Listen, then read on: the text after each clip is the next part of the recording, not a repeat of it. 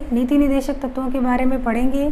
तो देखिए, भारतीय संविधान की जो विशेषताओं का अध्ययन करवाया था आपको, उसमें नीति निदेशक तत्व बताए थे। उस समय मैंने कहा था कि आपको विस्तार से बताएंगे बाद में, क्योंकि आपके पाठ में ये टॉपिक विस्तार रूप से दिया हुआ है।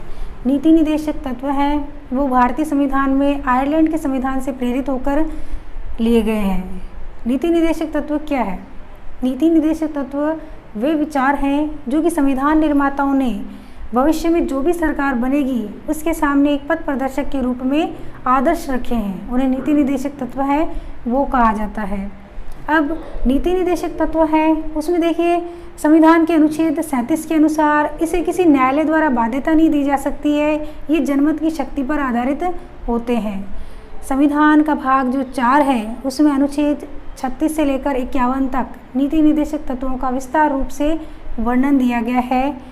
डॉक्टर राजेंद्र प्रसाद ने भी नीति निदेशक तत्वों के बारे में बताते हुए कहा है कि नीति निदेशक तत्व वे हैं जो जनता के कल्याण से आधारित सामाजिक व्यवस्था के निर्माण से संबंधित एक प्रकार के विचार हैं। अब हम नीति निदेशक तत्वों का विस्तार रूप से वर्णन करें तो देखिए, हर क्षेत्र से संबंधित है नीति निदेशक तत्व। जैसे पहला हम पढ़ेंगे आपके आर्थिक क्षेत्र से संबंधित जो नीति निदेशक तत्व है, आर्थिक सुरक्षा से संबंधित नीति निदेशक तत्व है, उनमें क्या क्या विशेषताएं सम्मिलित की गई है। तो उसमें देखिए कि स्त्री है चाहे पुरुष है, उसको अर्थोपार्जन के लिए समान अवसर प्राप्त है, योग्यता के आधार पर समान अवसर प्राप्त है। दूसरा है, जो भी भौतिक संसाधन हैं उनका कहीं एक प्रकार से केंद्रीकरण नहीं किया गया है, उनका उपयोग किया जाता है लेकिन वो सार्वजनिक हित के लिए। फिर जो भी उत्पादन या संपत्ति के साधनों का स्वामित्व है उसका भी केंद्रीकरण नहीं होकर वो भी सार्वजनिक हित के लिए उपयोग में लिए जाते हैं। जो भी स्त्री और पुरुष काम कर रहे हैं उसके लिए समान कार्य के लिए समान वेतन दिया जाना चाहिए, ये भी प्रावधान है। उसके बाद जो बच्चे या स्त्रियां, जो युवा व्यक्ति काम कर रहे हैं उनके स्वास्थ्य को किसी प्रकार से हानि नहीं पहुंचे, उस प्रकार के आर्थिक कार्यों में उन्हें न लगाया जाए जैसे कि उनके स्वास्थ्य को नुकसान पहुंच जाए। उसके बाद जो महिलाएं कार्य कर रही हैं उनके लिए देखिए आप प्रसूति सहायता, जिससे कि उन्हें आरामदायक प्रसूति सहायता के लिए अवकाश मिल सकता है। उसके बाद ऐसा नहीं है कि कोई भी ऐसा रोजगार नहीं है जहाँ पर व्यक्ति 24-24 घंटे काम करता है। अवकाश के घंटे सुनिश्चित किए गए हैं, चाहे वो प्राइवेट सेक्टर है चाहे गवर्नमेंट सेक्टर है। व्यक्ति के लिए अवकाश के निर्धारित समय है वो तय किया गया है। उसके बाद कुछ ऐसे 42वां संविधान संशोधन के द्वारा कुछ आपके आर्थिक सुरक्षा से संबंधित और तत्व जोड़े गए हैं। जैसे कमजोर वर्ग है कोई जो कि न्यायालय के खर्चे अफोर्ड नहीं कर सकता है तो उसके लिए निःशुल्क कानूनी सहायता प्रावधान किया गया है। और उसके बाद आर्थिक जो भी गतिविधियों में संचालित लोग हैं उनके लिए व्यवस्थित प्रावधान दिया गया है। उसके बाद ये आपके पशु नस्ल सुधार से संबंधित कार्यक्रम है, दुग्ध उत्पादन वृद्धि से संबंधित कार्यक्रम है, इन सब के लिए विशेष रूप से आर्थिक सुरक्षा से संबंधित नीति निदेशक तत्व हैं वो जारी किए गए हैं। सेकंड है आपके सामाजिक सुरक्षा से संबंधित नीति निदेशक तत्व हैं। उसमें देखिए अनुच्छेद 44 के अनुसार प्रत्येक नागरिक के लिए समान आचार संहिता है वो लागू की गई है। अनुच्छेद 45 के अनुसार संविधान लागू होने के बाद 10 वर्षों के अंदर अंदर प्रत्येक 14 वर्ष तक के बच्चे के लिए निःशुल्क शिक्षा का प्रावधान दिया गया है। अनुच्छेद 46 के अनुसार उसके बाद आपके अनुच्छेद 46 के अनुसार जो भी व्यक्ति कार्य कर रहा है उसकी आर्थिक सुरक्षा से संबंधित नीति निदेशक तत्व है वो निर्धारित किए गए हैं। और अनुच्छेद 47 के अनुसार मद्यपान निषेध या जो नशा मुक्त ऐसे नशे से संबंधित जो भी कार्य हैं उनको अवैध घोषित किया गया है। और अनुच्छेद 48 में यह दिया गया है कि पर्यावरण की सुरक्षा की जाए। उसके बाद आपके तीसरा जैसे हम पढ़ते हैं पंचायती राज व्यवस्था, अनुच्छेद 40 प्राचीन स्मारक, अनुच्छेद 49 और न्याय संबंधी है वो अनुच्छेद 50। उसमें क्या दिया गया है, पंचायती राज व्यवस्था से संबंधित अनुच्छेद 40 के द्वारा जो भी ग्रामीण स्तर पर है चाहे शहरी स्तर पर है पंचायती राज व्यवस्था स्थानीय स्वशासन का गठन किया गया है। उसके आधार पर छोटे से नीचे से स्तर से लेकर लोगों की समस्याओं का समाधान शुरू हो जाता है। उसके बाद आपके प्राचीन स्मारक से संबंधित है। अनुच्छेद 49 के अनुसार जो भी प्राचीन विश्व धरोहर सूची में सम्मिलित किए गए हैं या न्यायालय द्वारा वे प्राचीन स्मारक, किले या कोई भी पर्यटन स्थल है जिसे कि राष्ट्रीय महत्व का घोषित किया गया है, उसे कोई व्यक्ति किसी प्रकार से नुकसान नहीं पहुंचा सकता है। न्याय संबंधी है। अनुच्छेद 50 के अनुसार प्रत्येक व्यक्ति है वो अपने अधिकारों के लिए न्यायालय की शरण है वो ले सकता है।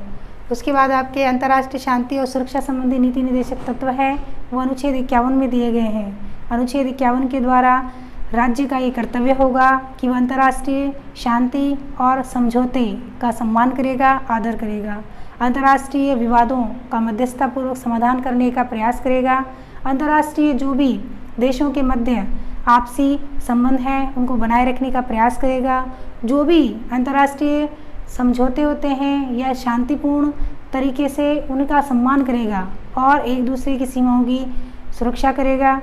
किसी भी देश की एकता और अखंडता को नुकसान पहुंचाने का कार्य है वो नहीं करेगा। तो ये अंतर्राष्ट्रीय शांति और सुरक्षा संबंधी नीति निर्देशक तत्व है। इन सब का महत्व क्या है? जीवन में इन सब नीति निर्देशक तत्वों को लागू किया गया तो इसका क्या महत्व है? तो देखिए, शासन के लिए आचार संहिता, समान आचार संहिता लागू होती है शासन के लिए। तो ये कार्यपालिका और व्यवस्थापिका दोनों के समक्ष एक अच्छा उदाहरण है। लोक कल्याणकारी राज्य की रूपरेखा, भारतीय संविधान निर्माताओं ने जो नीति निर्देशक तत्व बनाए हैं वो जनता के कल्याण से प्रेरित होकर बनाए हैं ताकि जनता का ज़्यादा से ज़्यादा कल्याण सुनिश्चित हो सके। आप देख लिए, चाहे सामाजिक वर्ग है, चाहे आर्थिक वर्ग है, चाहे पंचायती राज व्यवस्था है, इसमें जनता का कल्याण है। उसके बाद शासन के मूल्यांकन का आधार है। शासन व्यवस्था सरकार चल रही है, उसके मूल्यांकन का एक प्रकार से आधार स्तंभ हो जाते हैं। संविधान के क्रियान्वयन में सहायक, संविधान में जो भी विशेषताएं दी गई है, संविधान में जो भी अनुच्छेद दिए गए हैं उनको क्रियान्वयन में लिखा गया है तो उसकी क्रियान्विति होना भी आवश्यक होता है। और क्रियान्विति नहीं हो रही है तो न तो संविधान का महत्व रहता है न सरकार का महत्व रहता है। तो नीति निर्देशक तत्व संविधान के क्रियान्वयन में सहायक होते हैं। फिर है सामाजिक आर्थिक परिवर्तन में सहायक, जो भी समय के अनुसार सामाजिक और आर्थिक बदलाव होते रहते हैं उनके परिवर्तन में एक प्रकार से नीति निर्देशक तत्व हैं वो सहायक की भूमिका निभाते हैं। अब इनका क्रियान्वयन कैसे किया गया है भाई, हम कैसे देखेंगे कि नीति निर्देशक तत्वों का क्रियान्वयन किया गया है? तो देखिए, भूमि सुधार, फर्स्ट है आपकी भूमि सुधार। उसमें जो पुराना सिस्टम था उसमें ज़मींदार और साहूकारों द्वारा किसानों का शोषण किया जाता था, आज नहीं किया जाता है। आज स्वामित्व है लोगों का भूमि पर। पंचायती राज और स्थानीय स्वशासन के आधार पर आप देखिए, छोटे से छोटे ग्रामीण स्तर की समस्याओं का समाधान है वो पंचायती राज व्यवस्था के माध्यम से किया जाता है। 2 अक्टूबर आपकी 1959 ईस्वी को पंचायती राज व्यवस्था का शुभारंभ किया गया था और राजस्थान में नागौर जिले से किया गया था।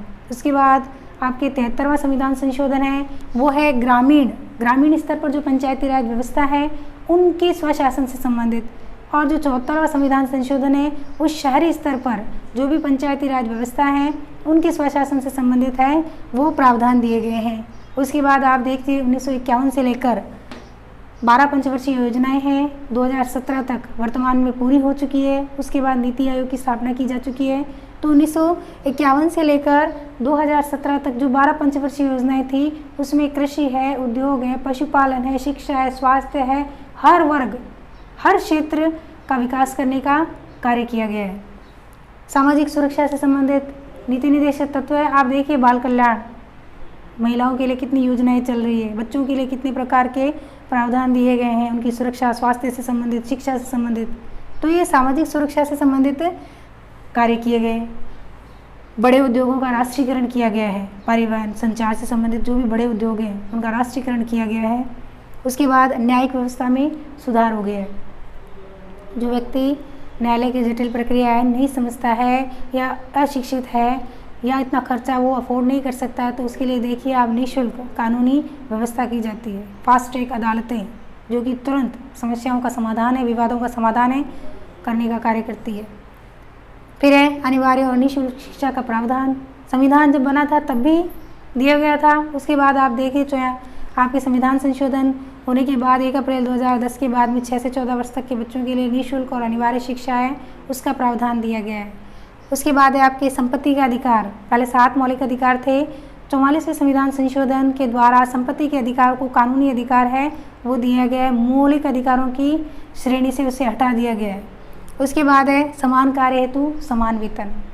ये कोई भी चाहे स्त्री है चाहे पुरुष है, दोनों को समान दशाएं कार्य करने की और समान कार्य के लिए समान वेतन का प्रावधान दिया गया है। इसमें भेदभाव नहीं किया जा सकता है कि पुरुष है तो उसके हिसाब से उसका वेतन एक्स्ट्रा हो और महिला है तो कम हो। समान कार्य के लिए समान वेतन की दशाएं हैं वो सुनिश्चित की गई है।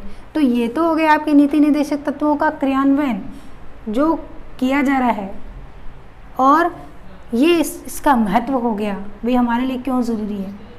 तो भारतीय संविधान में नीति निर्देशक तत्वों की विस्तृत रूप से व्याख्या दी गई है जो कि भारत की प्रत्येक नागरिक के लिए उनकी सामाजिक आर्थिक सुरक्षा को सुनिश्चित करती है। इसके बाद आपके एक टॉपिक बचता है इस पार्ट में, आपके जो मूल कर्तव्य हैं भारतीय नागरिकों के लिए भारतीय संविधान द्वारा जो मूल कर्तव्य निर्धारित किए गए हैं उसका विस्तृत विवरण है, हम नेक्स्ट क्लास में पढ़ेंगे।